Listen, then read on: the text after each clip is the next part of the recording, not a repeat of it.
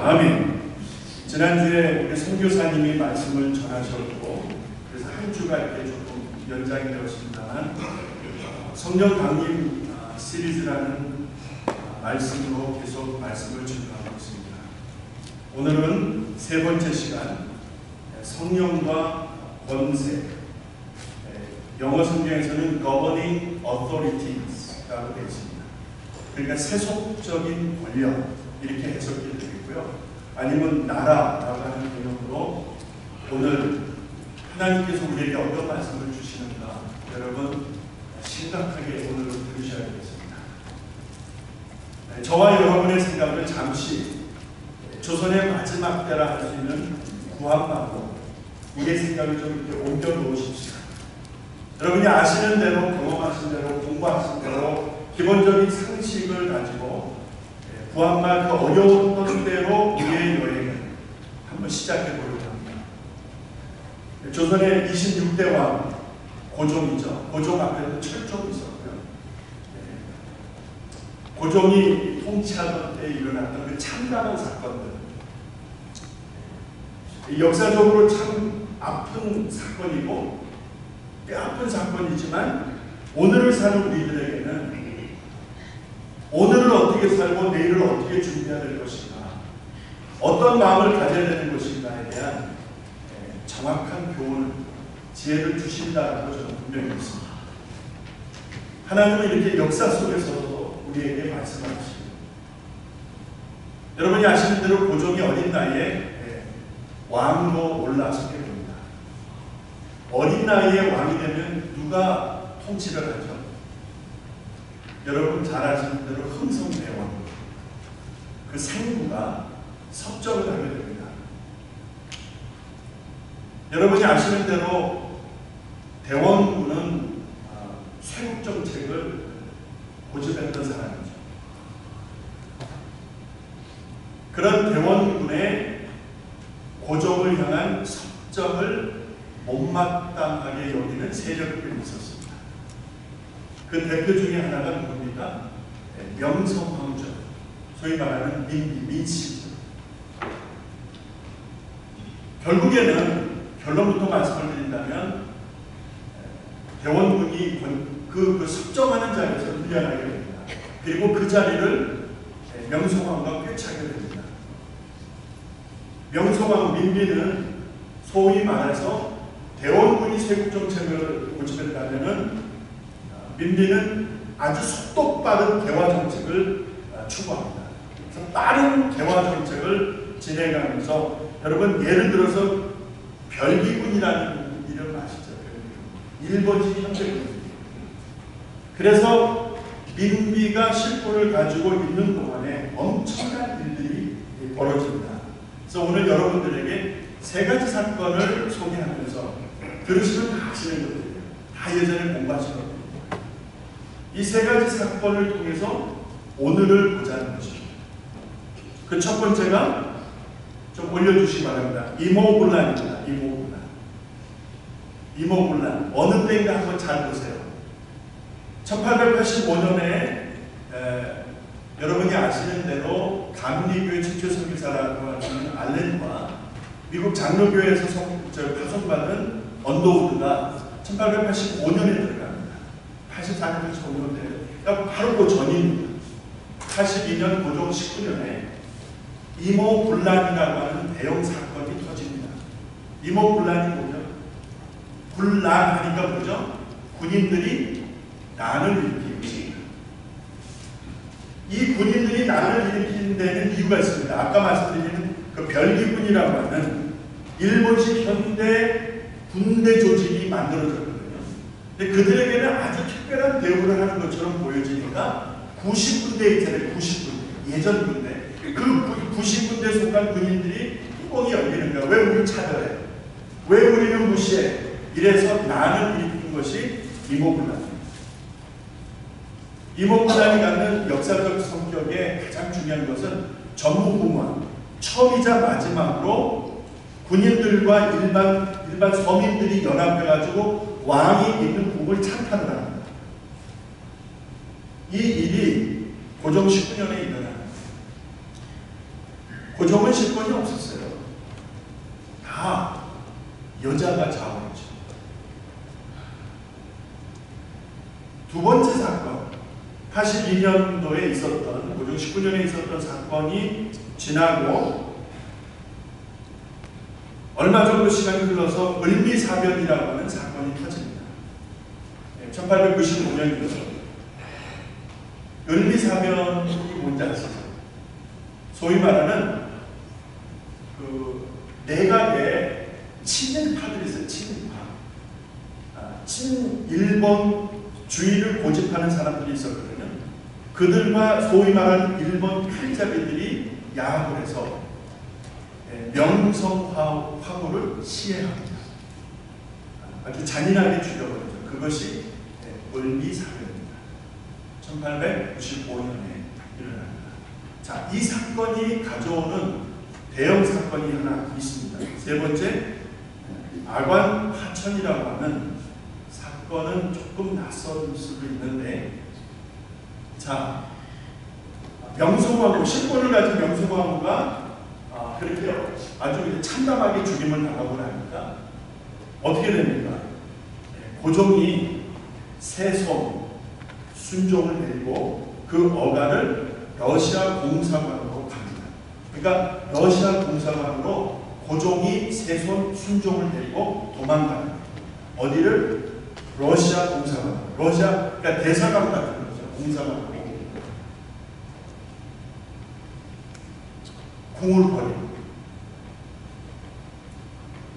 궁을 버리고 경복궁을 탄착한 이 손에 쥔 그런 친일 내각을 비호하고 러시아 공화국으로 피신한 고종. 여러분, 왕의 자리 옥좌를 빌고 왕의 집 궁을 빌고 도망했던 사건. 임진년 외란 때 왕이 평양으로 시루주를 이렇게 옮겨가는 그런 의미하고는 또 좀 다르게 있습니다. 선조가 그렇게 옮겨갔던 것은 좀 다르고요. 지금 고종은 소위 말해서 자기 몸을 노리는 그런 칼자비들을 피해서 러시아로 도망갔고, 그렇게 해서 러시아 공사관에서 보세요. 1년을 지냅니다. 이 나라의 왕. 이런 상태에서 친일 내각은 무너지고 러시아의 느낌이 강하게 들어오는, 그래서 모든 경제 이권이 러시아계로 넘어가는 그런 참담한 세월을 보내게 되어집니다. 이것이 구한말에 있었던 많은 사건들 중에서 오늘 우리들이 좀 주목해야 될 이모군란, 을미사변, 그 다음에 아관화천, 이 세 가지 사건입니다. 여러분, 이 세 가지 사건에서 공통분모를 찾는다면 하나가 나옵니다. 그게 뭐냐? 조선의 마지막 구한말에 저렇게 나라가 풍지박산나고 혼란스러운 저 중심에 나약했던, 무기력했던 고종이 있었다. 누구의 책임이 됐어요? 누구를 탓하겠어요? 나약하고 무력했던 고종이 사실은 그 중심에, 문제의 중심에 있었던 것이죠. 대원군과 명성황후, 이들의 깊은 갈등과 싸움도 나라를 파멸의 길로 이끌어가는 그런 원인이었고요. 그 다음에 이런 왕족들의 싸움 속에서 기생충처럼 빌붙어서 이익을 추구하는 간신배들이 있었고요. 유성룡 같이, 이순신 같이 임진년에 외란이 일어났을 때 목숨 바쳐 충성하는 충신들이 아니라 기생충처럼 붙어가지고 이익을 챙기는 그런 정부 관료들이 다였다 해도 과언이 아니죠. 그리고 또 하나, 이런 상황 속에서 외세의 간성, 외세, 러시아, 혹은 영국, 혹은 미국, 그리고 지근에 있는 일본, 이런 강대국들의 외세의 압력, 그리고 경제와 모든 이권에 개입하는 그런 상황을 보면서 저는 이 말씀 준비하기 위해서 하나 혼자 고민하고 있잖아, 이런 생각을 해봤어요. 그때를 살았던 국민들이 얼마나 힘들었을까. 그 구한말 조선의 마지막 때를 그렇게 피 흘리면서 살아야 했던, 통곡하면서 살아야 했던, 어디 가서 누구에게 위로받을 수도 없는 나라민도 무기력하고 무능력하고 정부 관료들은 지들 이권에 눈이 멀어서 파벌 싸움을 하고 있었고, 그 틈새에서 외세 침략은, 외세 간섭은 정말 나라를 위태롭게 만드는 그런 상황에서 구한말을 살았던 조선 사람들은 어떤 심정이었을까?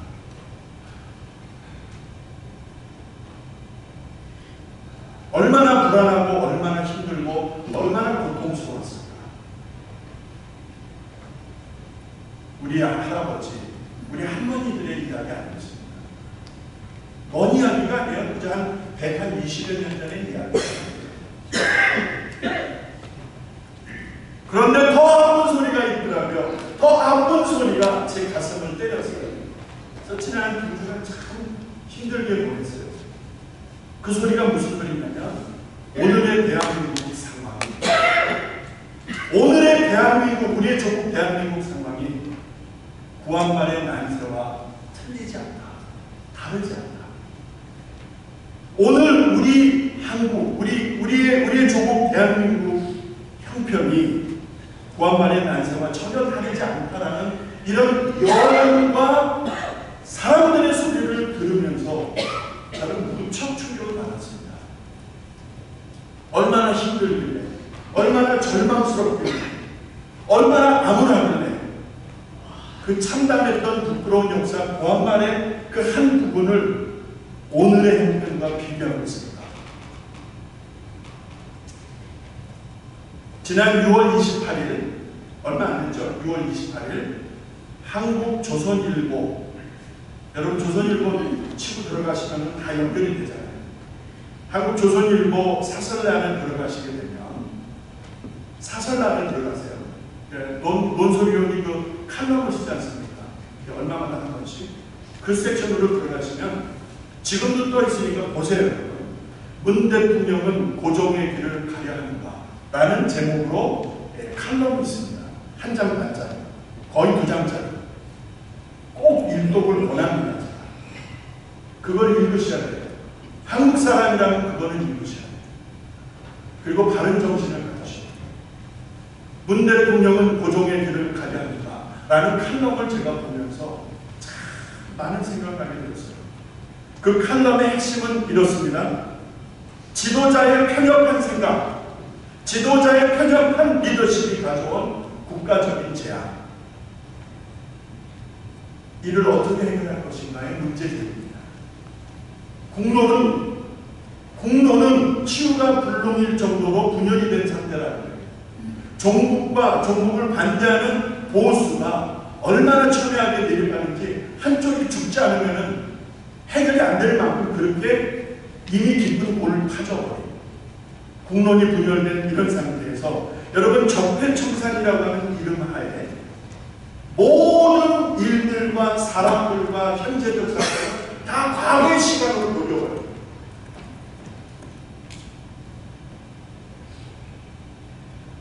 과거의 시간을 돌려버려서 시시콜콜하게 다 파내서 얼마나 많은 사람들의 피를 묻히고 있습니까? 국가 안보는 어떻습니까? 북한은 그대로인데 옥선을 내보낼 정도로 혹시 아닙니까? 특수훈련을 받은 간첩들일지 계속 내려오잖아요. 지금 그들이 어디서 뭘 하는지 어떻게 합니까? 국가 안보는 북한을 향해서 완전히 무장해제를 했잖아요. 네? 대전차 방어벽이라는 거 아십니까 여러분? 의정부나 동두천 이쪽으로 가다 보면 큰 길에 이런 큰 콘크리트 벽 같은 그게 대전차 방어벽이에요. 그러니까 적의 육군이 탱크부나 기갑부대가 밀고 들어오게 되면 그런 걸 불가시켜서 이 내려오는 걸 지연시키는 이런 대전차 방어벽들도 없어지고 휴전선의 지뢰밭도 다 없어지고 전방에 있는 부대들도 통폐합돼요.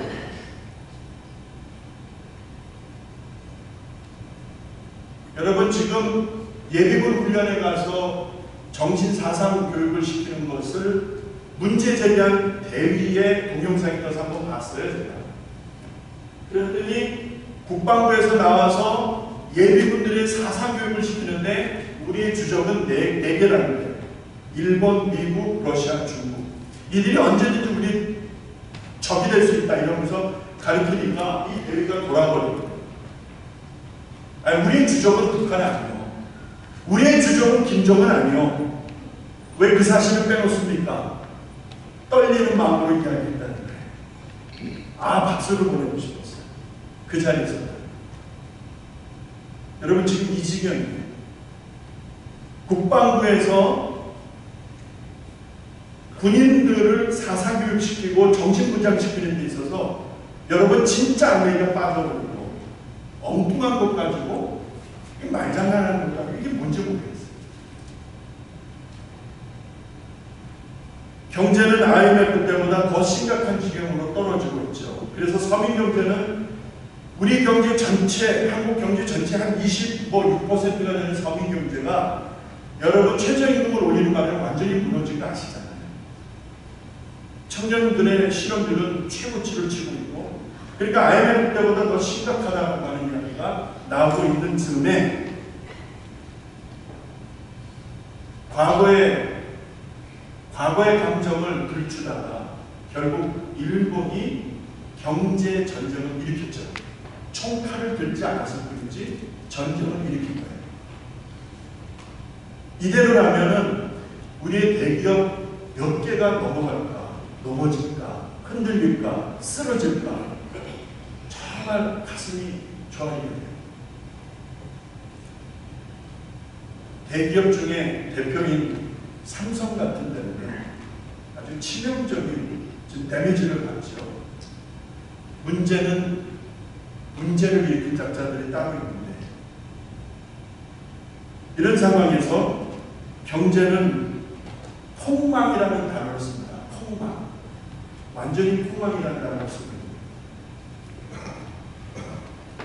국제적인 면에서는 미국에게 불신당하고, 중국에게는 짓밟히고, 일본에게는 완전히 무시를 당하고, 국제적인 왕따라는 말들이 이렇게 공경하게 나오고 있는 이쯤에 의식 있는 사람들의 목소리는 1120~30년 전의 구한말과 전혀 다르지 않은 때이다 라고 이야기하고 있습니다. 여기서 여러분 편하게 먹고 사면 되는 것입니다. 나라가 없다면 우리가 있을 수 있습니다. 민족이 흐트러지고 나라가 멸망한다면 여러분과 저의 정체성은 도대체 어디에 근거를 둬야 되는 것입니까? 우리가 존재하는 의미가 있는 것입니까? 우리의 조국과 이곳에 사는 우리들은 여러분이 아무리 오래전에 독수리 막고 지킨 여권을 받았다 할지라도 우리는 한국 사람입니다. 조국 대한민국과 한 공동 국명체라는 것이죠.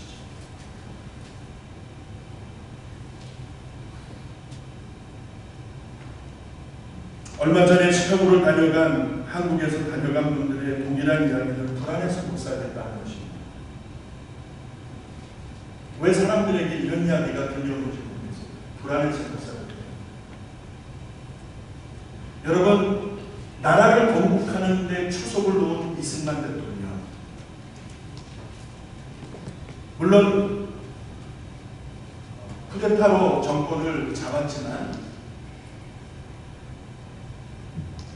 독일로부터 차관을 들였고, 간호원과 광부를 팔고, 월남에서 군인들이 피를 흘리고, 1965년 일본과 위안부 문제에 총괄 합의를 하면서 그때 받은 돈으로 여러분 한국을 살리고자 하는 경제 투입을 한 박정희 대통령의 리더십.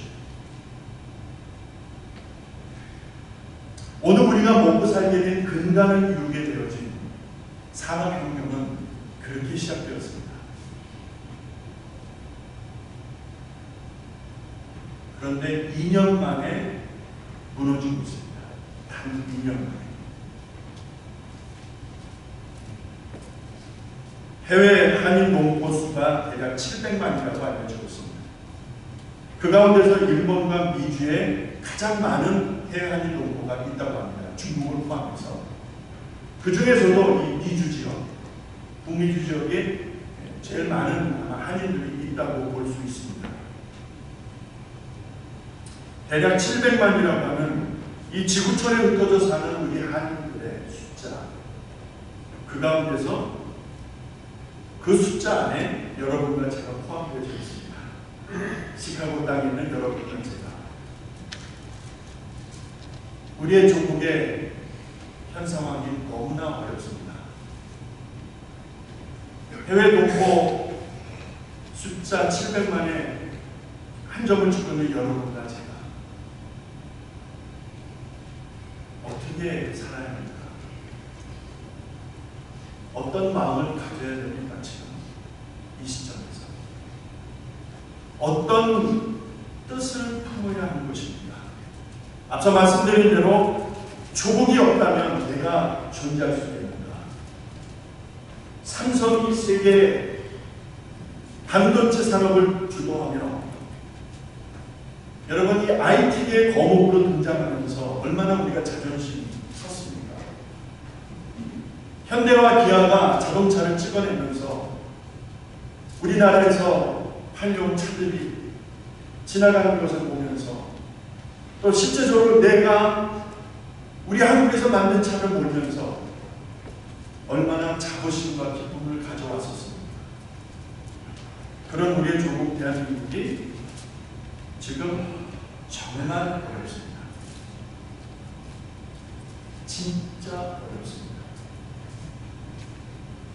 탈원전 때문에 이대로 한 1년 정도 더 가면, 1년 반 정도 가면은 회복 불능이라고 합니다.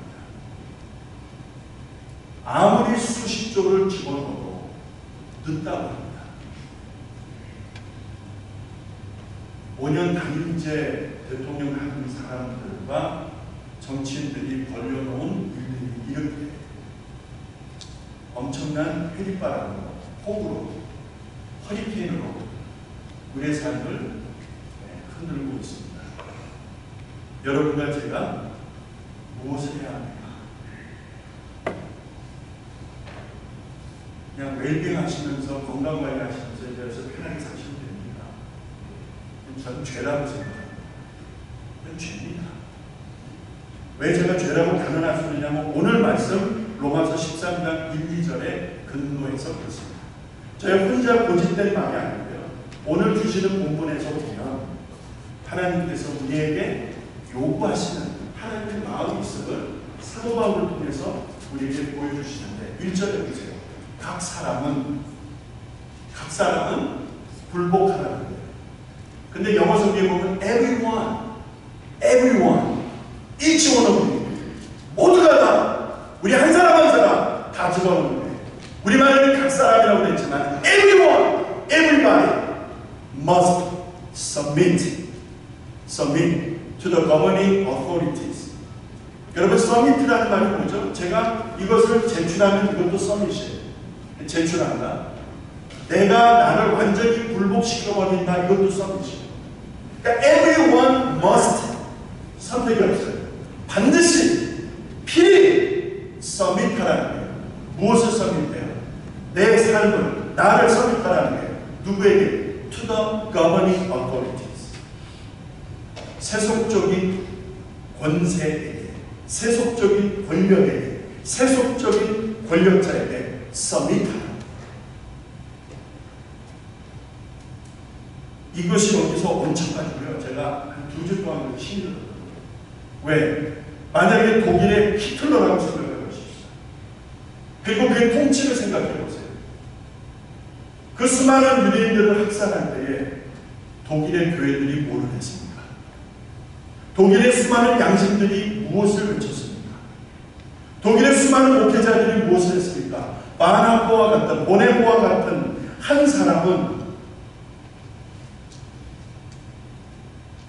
미국 뉴욕에 있으면서 조국의 그 암담한 한 지도자의 참담한 악을 보면서 독일로 들어가잖아요. 모두가 그를 막았어요. 들어가지 말라고. 그러나 그는 들어가서 하나님의 소리, 양심의 소리를 외치다가 히틀러가 죽기 전에 죽임을 당하죠. 유명한 보네포, 우리말로 보네포, 바나바. 이 사람의 책을 꼭 읽으셔야 돼요. 이런 책들 많이 있습니다. 책방에 보세요. 그 사람과 그 사람의 통치, 여러분이라면 지지하시겠습니까? 아니, 하나님이 세웠다고 했잖아요. 모든 권세는 다 하나님이 정하시고 하나님이 세우셨다고 하시지 않습니까? Establish. God has established. 하나님이 세우셨다고 하잖아요.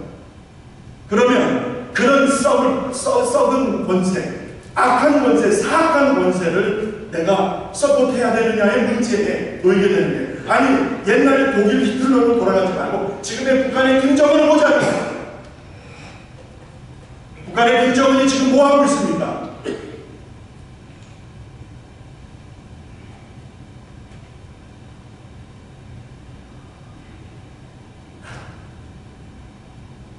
얼마나 사람들을 기만하고 얼마나 사람들을 속였어요. 핵무기를 안 만드는 것처럼 그렇게 쇼를 하다가 하노이 회담에서 볼턴과 함께 서면으로 제시했을 때 이거 내놔 라는 용기를 다 뉴스를 들어서 아시잖아요. 그때 김정은이 돌아가니까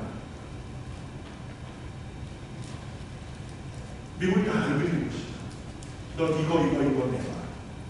빅딜 하자. 김정은이 잘못했어요.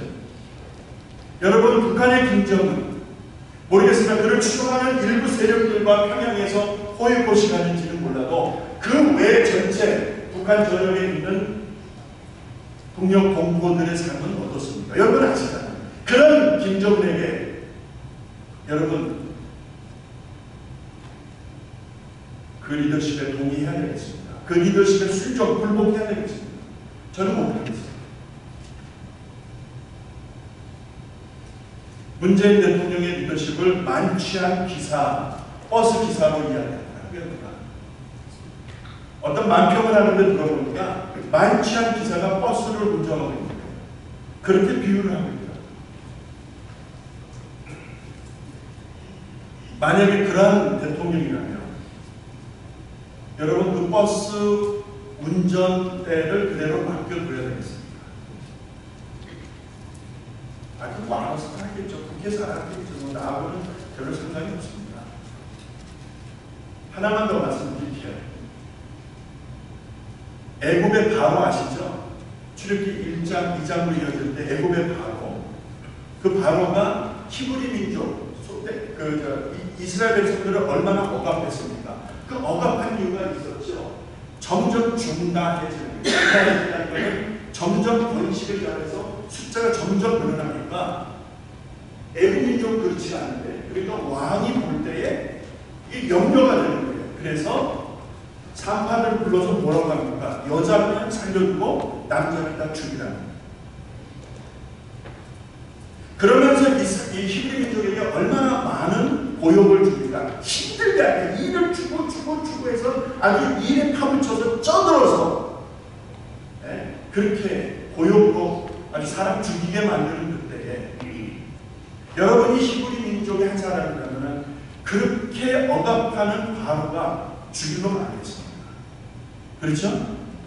버스에 탄 승객 중에 하나라고 여러분이 생각해 보시기 바랍니다. 내가 어디를 가려고 버스를 탔는데 근데 내가 그 버스의 운전사가 만취를 해가지고 운전하고 가면 가만히 계시겠습니까?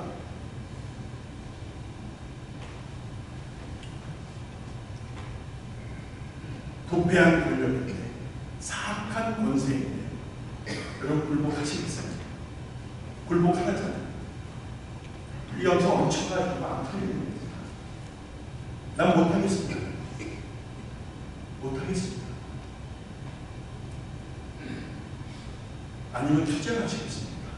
투쟁은 뭐죠? 칼을 드셔야 돼요. 전쟁을 선포하셔야 돼요. 소리 안 나는 총이라도 가지셔서 아무도 모르게 그 사람을 쏴서 죽여야 돼요. 그게 전쟁이죠. 전쟁하시겠습니까? 전쟁할 만한 배포는 또 없으시죠? 그럼 뭡니까? 저는 사도행전을 보다가 무릎을 딱 치게 됐어요. 왜냐하면 사도행전 전체를 쭉 보시면 그걸 느끼실 수 있는데 25장, 26장, 27장, 28장을 가면서 풍당을 만나고 사람들이 죽게 되었을 때 그들을 안심시키는 사도 바울의 어떤 영감과 영적인 힘, 영빨이라고 할 수가 있겠죠. 로마로 가야 되는데 절대로 탈 없을 테니까 걱정하지 마. 그런 말을 하잖아요. 나는 반드시 로마로 가야 돼. 여러분, 그 당시에 사도 바울에게 governing authority, 세속적인 권세는 누구였었죠? 로마에 있었어요. 그렇죠? 로마에 있었다. 그런데 사도 바울이 바라보는 governing authority, 세속적인 권세, 권력자에 대한 이해가 사도 바울은 다르다는 것을 느낄 수 있어요. 그게 사도행전이에요. 사도 바울이 세계 선교를 하는 과정에 있어서 내가 반드시 로마에 가야 되겠다라고 하는 것이 주님의 뜻인 줄을 알고 있었어요. 선교의 정점을 찍는, 세계 선교의 정점을 찍는 그 일을 위해서 반드시 로마 황제 앞에 서야 된다고 하는 그런 굳은 의지가 있었어요. 그가 바라보는 세속 권력에 대한 이해가 거기서 나오죠. 또 하나 말씀드릴게요. 아까 말씀드린 대로 히브리 민족이 바로의 억압을 받을 때, 아이 저놈이 우리를 죽이려고 하기 작정했구만. 이러고 지도자에 대한 원망과 지도자도 아니죠. 자기네들 억압하는 애굽의 그 왕에 대한 어떤 저주와, 그죠? 어떻게 하면 저놈을 끌어내릴 수 있을까? 뭐 기타 등등 얼마나 많은 분노와 그런 어떤 미움과 그런 어떤 감정들이 폭발하겠습니까? 그게 일반적인 상황으로 이해할 수가 있는데, 그런데 출애굽기 1장을 보시게 되면 바로가 억압할 때 히브리 민족들이 무엇을 하는지 아십니까? 여호와께 부르짖더라. 아멘 좀 하시죠. 아멘. 아멘십니까? 아멘. 바로가 억압을 하면 억압할수록 히브리 백성들이 하나님께 부르짖는 거예요. 이해가 되십니까? 제가 뭘 말씀드리는지 이해가 되세요? 억압받으면 억압받을수록, 그러니까 억압하는 그 governing authority를 향하여 저주와 비난이 아니고 성경에서 보여주는 하나님의 백성들이 선택했던 것은 하나님께 부르짖는 것이었어요. 아멘. 환난 날에 나를 부르라. 환난 날에 나를 부르라. 내가 너를 건지리니 내가 나를 영화롭게 하리로다. 시편 기자가 시편 50편 15절에서 말씀을 하고 있잖아요. 환난 날에 나를 부르라. 어려울 때 나를 부르라. 내가 너를 도울 것이야. 내가 너를 도울 것이야. 라고 하는 말씀을 따라 분명 하나님의 백성들을 부르짖었던 거예요. 우리가 거대한 권세의 사강 권력을 직면하고 있다 할지라도, 오늘을 사는 우리 조국 대한민국의 형들이 그렇다 할지라도, 여러분 대통령을 잡아 끌어내리라는 말입니까? 나와 반대하는 사람들을 쳐 죽이라는 말입니까? 그래야 지성이 풀리시겠어요? 왜 예수님께서 말구의 그 대제사장 말구의 그 귀를 갖다 쳤을 때 예수님이 아주 대노하시잖아요. 검을 검집에 꽂아 넣으라고 하잖아요. 그걸 치우라고 하시잖아요. 하나님의 사람들은 칼을 잡는 게 아닙니다. 하나님의 사람들은 폭력을 사용하는 게 아니에요. 저가 나를 억압하는데, 저가 나를 비웃는데, 저가 나를 조롱하는데, 저가 나를 무시하고 밟고 있는데 더는 못 참겠다 해서 같이 밟아버리시려고요? 같이 쳐받아버리시려고요? 한번 해보세요.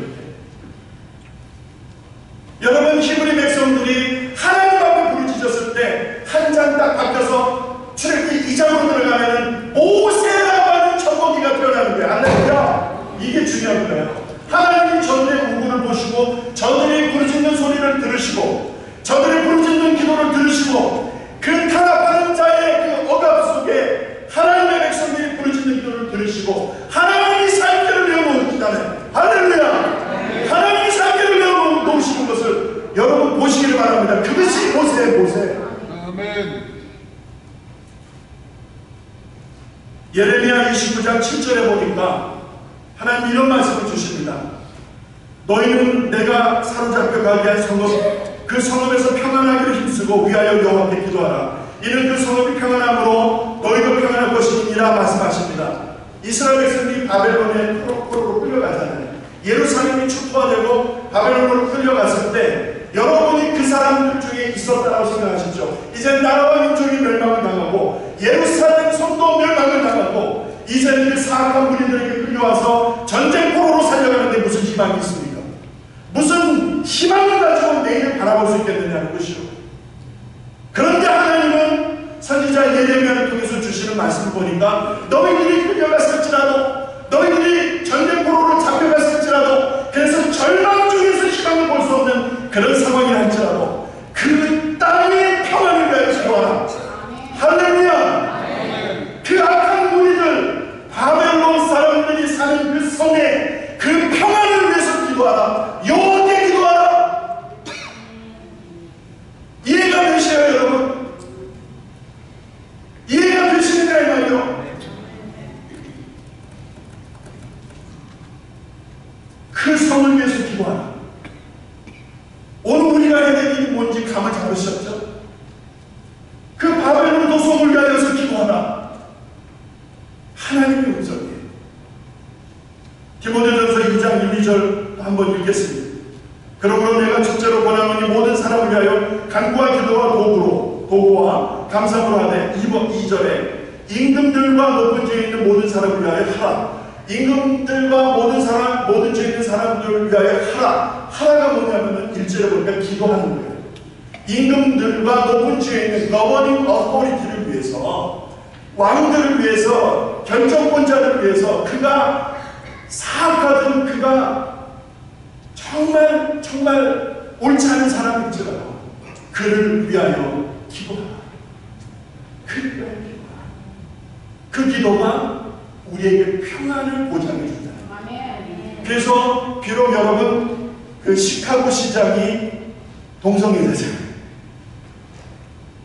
나는 트럼프가 어려운 일들을 진행해서 내게 불리기 할지라도 오늘 여러분과 제가 기도해야 될 일은 이 도시의 수장을 위해서, 이 나라의 장을 위해서 여러분 기도해야 되는 일입니다. 아멘. 여러분 얼마나 기도하셨어요? 이제 말씀을 마치고 갑니다.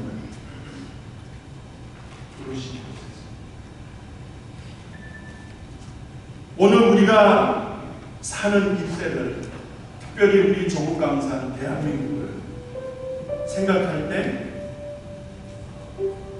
조선의 마지막 구한말에 비유되는 이 참담한 논평을 들으면서 그래, 어쩌면 저 소리가 맞겠다.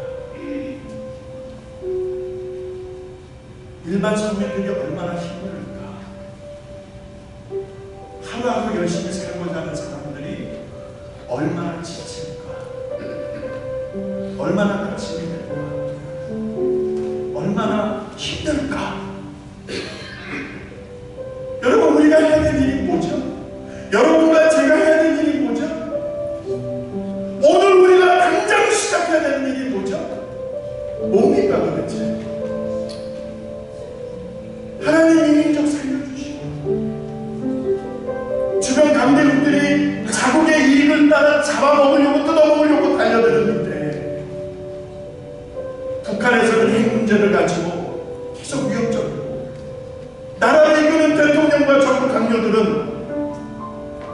이 사람들 제대로 제정신인지 모르겠습니다. 이 판국에서 국민들이 얼마나 힘들까 하는 생각을 하면서 기도해야 됩니다. 자, 이 시간 우리 두 손을 모십시다. 우리 한 1분만 기도하기 전에 어제 말씀을 묵상하다 하나님이 이 찬양을 주신 것 같아. 부르신 곳에서 나는 예배하네. 어떤 상황에도 나는 예배하네.